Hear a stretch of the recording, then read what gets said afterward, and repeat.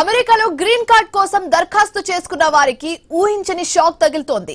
San డియాగోలోని US citizenship and immigration service కార్యాలయంలో green card interviews కు హాజరవుతున్న వారిని ఫెడరల్ ఏజెంట్స్ అరెస్ట్ చేస్తున్నారు. వీరిలో అమెరికన్ పౌరులను వివాహం చేసుకున్న జీవిత భాగస్వామ్యులు కూడా ఉండడం ఆందోళన కలిగిస్తోంది.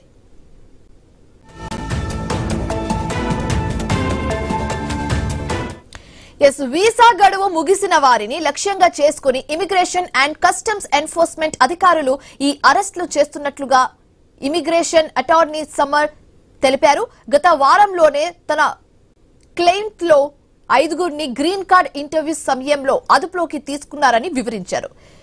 వారెవరికి ఎలాంటి నేర చరిత్ర లేదని, కేవలం వీసా గడువు ముగిసిందన్న ఒకే ఒక కారణంతోనే అరెస్టు చేశామని తెలిపారు.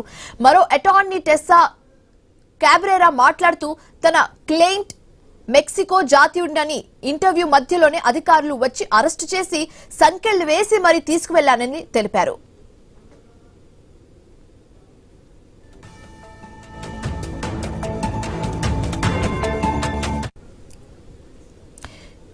ఇక అరెస్టులపై ఐసీఈ స్పందించింది. దేశ భద్రత, సరిహద్దు భద్రతను దృష్టిలో ఉంచుకొని ఫెడరల్ ఇమిగ్రేషన్ చట్టాలను అమలు చేస్తున్నామని తెలిపింది. చట్టవిరుద్ధంగా దేశంలో నివసిస్తున్న వారు, వీసా గడువు ముగిసిన వారు యుఎస్సిఐఎస్ కార్యాలయాల్లో ఉన్నప్పటికీ అరెస్ట్ కు గురవుతున్నారని ఒక ప్రతినిధి స్పష్టం చేశారు.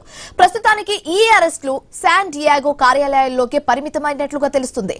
అయితే ఇంటర్వ్యూస్ కు హాజరు కాకపోతే కేసును రద్దు చేసే ప్రమాదం ఉన్నందున దరఖాస్తుదారులు తగిన జాగ్రత్తలతో వెళ్లాలని న్యాయవాదులు సూచిస్తున్నారు.